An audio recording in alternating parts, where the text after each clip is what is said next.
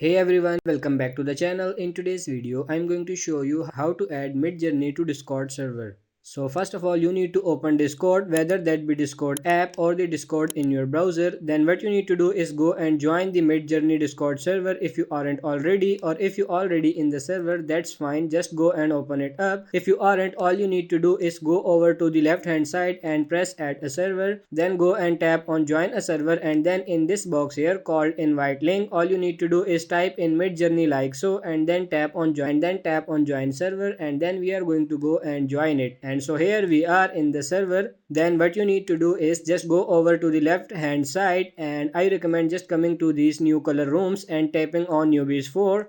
Then what you need to do is wait for the members to go and load on the right hand side. Then scroll down and look for the Midjourney bot, and as you can see here it is. It's going to say bot next to it, and it's just called that.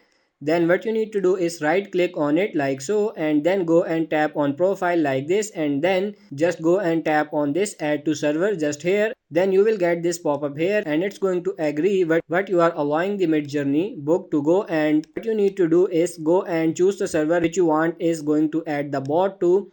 So in my case, I want to add it into this one. So I'll tap on this and then go and tap on continue, and then you need to give all the permissions here that's followed me, and then tap on authorize. Then you may need to go and do a quick authentication, and then it will go and say authorized just like so, and you may go and get a notification. And now let's head to the server I just added to, which was this one, and I'm going to tap into it, and then here it is. As you can see, the Midjourney bot is now here. Then what you can do is you can just use the standard command. So go and type in slash imagine like so, and then we can go and use this prompt, and then go and discuss the image you like to go and create it. So that's pretty much it for this video. I hope this video was helpful. If it is, like it and subscribe to the channel. Thank you.